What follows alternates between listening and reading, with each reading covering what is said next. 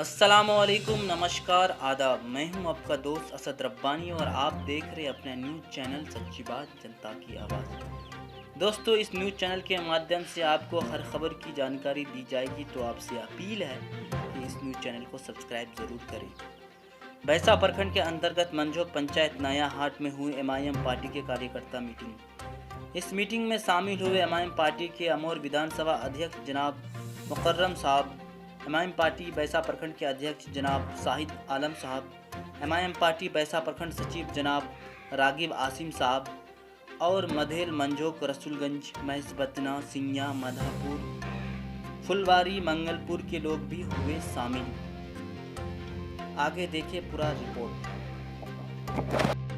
मेरे बुजुर्ग, जब आपका बच्चा आपकी सरजमीन से, आपकी गोद से निकलकर वो तो सिंघिया होगा ही ना, दिल्ली की होटलों में पोछा मारता है हम लिख ही दिए हैं, और पंजाब की खेतों में जलता है और माएँ यहाँ बिलखती है, बच्चे तड़पते हैं बाप की बातों को सुनने के लिए। लेकिन अफसोस कि ये बच्चा को लेने के लिए, इस्तकबाल के लिए, उसका बच्चा यहाँ से अपने ब्लॉक तक नहीं पहुँच सकता, इसलिए कि आपके पास कोई सुविधा नहीं है। आप ये बात भी जानते हैं कि हम वोट क्यों करते हैं और लोग वोट क्यों लेते हैं। तो आपको पता होना चाहिए कि जब वोट के दिनों में तमाम कैंडिडेट अपने पर्चे को लेकर निकलते हैं, उन पर्चों में कई उन्वान होते हैं। उसमें होता है कि हम आपके बच्चों की पढ़ाई का माकूल इंतज़ाम करेंगे। उस पर होता है कि आपके लिए चलने के लिए सड़क पुल पुलिया का माकूल इंतज़ाम कराएंगे, आपके लिए बिजली का माकूल इंतज़ाम कराएंगे, आपके लिए, आपके इलाके के लिए, आपके घर के लिए, बीमारों के लिए सही हॉस्पिटल का इंतज़ाम कराएंगे। और इसी तरीके से जो लोग बेरोज़गार हैं उनके रोज़गार के लिए हम जद्दोजहद करेंगे। लेकिन क्या ये सच्चाई नहीं है कि 74 साल के बाद जहां पर हमारे यहाँ पश्चिम से लोग आकर के, गया, नालंदा, नवादा के तरफ से लोग आकर के हमारे यहाँ मिट्टी काटते थे। मैंने खुद देखा है, बचपन में देखा है, दूर की बात नहीं है। आज से 20 साल 25 साल पहले आप चलिए, पीछे चलिए, 20 साल 25 साल पहले भी हमने कंडक्टर को देखा है कि वो पंजाब का रहने वाला है और यहाँ आकर के पैसा कमा करके अपने घरों की, अपने बच्चों की परवरिश करता है।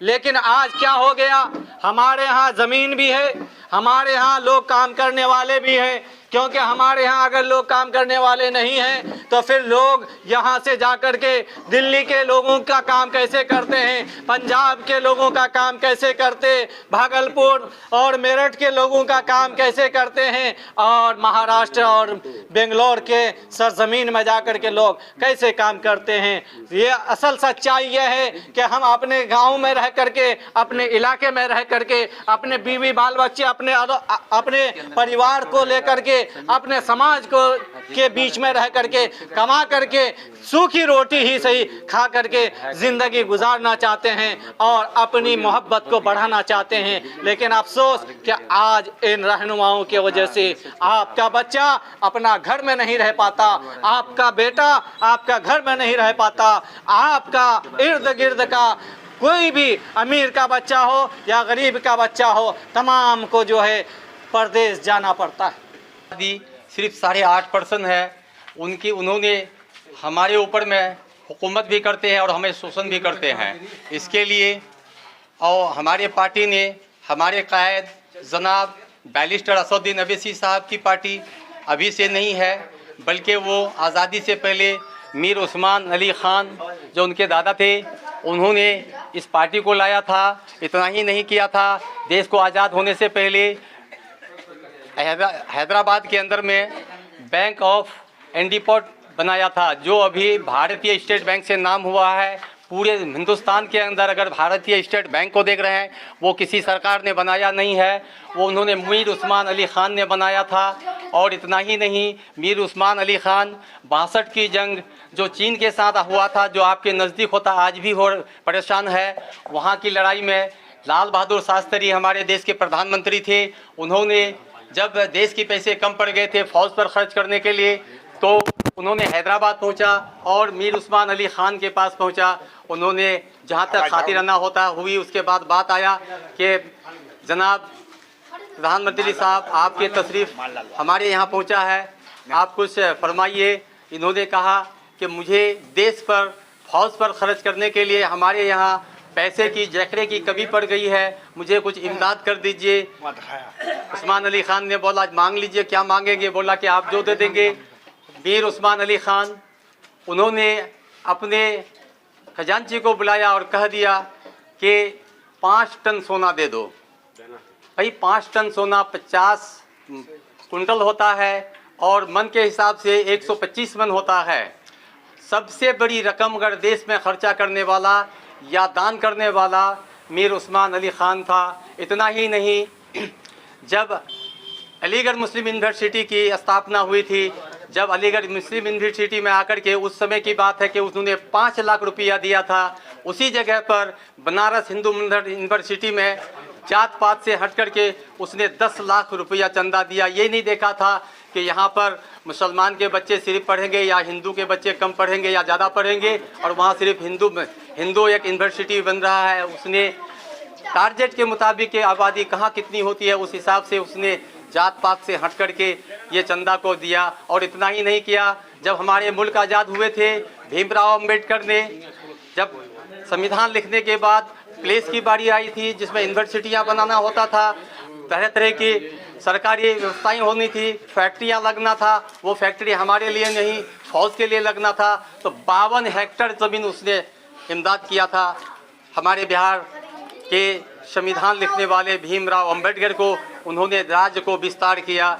उसी ख़ानदान से हमारे पार्टी के सदर जनाब बैरिस्टर असदुद्दीन अवैसी साहब हैं। इन्होंने जब अपनी पढ़ाई ख़त्म करने के बाद आया तो फिर उन्होंने जब हैदराबाद के सांसद बने तो उसी कांग्रेस में चला गया।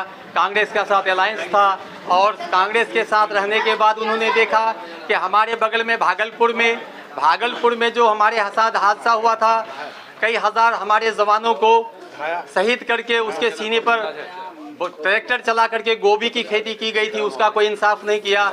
आसाम की दंगे का इंसाफ नहीं किया। उन्होंने सन 1914 में जाकर के 2014 में जाकर के कांग्रेस से अलग होकर के अपनी पार्टी को विस्तार से मजबूत करने का काम किया। इतना ही नहीं, महाराष्ट्र में हमारे विधायक भी हैं, सांसद भी हैं और बिहार में हमारी एक 22 सीट आया है। अब हम लोग बड़ी मजबूती के साथ बिहार में अभी 100 सीट पर हम लोग ऐलान घोषणा किए थे, लेकिन ये बाद में आ गया कि 100 सीट की सूची तो जारी नहीं कर पाए हैं, लेकिन हमने दो चरण में 50 सीट की सीट घोषणा किया है। 50 सीट पर हमारा कैंडिडेट लड़ेगा अभी फ़िलहाल। इसके बाद की सूची कहां तक जाएगा, हमने बिहार में मजबूती से इलेक्शन लड़ेंगे। इतना ही। उसके तेल से लेकर के ऊपर तक एक पलीता होता है, पलीता के ऊपर एक ये शीशा होता है। तो तेल को आप वोटर्स क्या मानंद करिए, वोटर अगर वोट नहीं देगा तो कोई पार्टी कुछ नहीं कर सकती है। तो हम तेल को वोटर से जोड़ करके देखते हैं। एक पलीता है तो पलीता को कार्यकर्ता से जोड़ के देखते हैं। कार्यकर्ता का काम है तेल को नीचे से उठाकर ऊपर तक आना, नीचे से तेल को लाना, ऊपर में खुद को जलना। जलता कौन है? शीशा जलता है कि पलीता जलता है? पलीता जलता है। लेकिन रोशन किसको करता है? पूरे चिराग को रोशन करता है। तो यही है कार्यकर्ता। कार्यकर्ता को जलना होगा, कार्यकर्ताओं को मेहनत करना होगा, लेकिन उन्हीं की मेहनत की वजह से पूरा रोशन होगा। पार्टी रोशन होगी, देश रोशन होगा, इलाका रोशन होगा, हर चीज रोशन होगा। इसलिए हम लोगों को चाहिए कि कार्यकर्ता को जम के मेहनत करे, एक पलीता की तरह जल ना हो, जल जाए, पसीना बहाना हो, खून बहाना हो, बहा लें, लेकिन अपनी मिशन को, अपनी पार्टी को कामयाब करें, तब जाकर के चिराग की तरह रोशन होगा।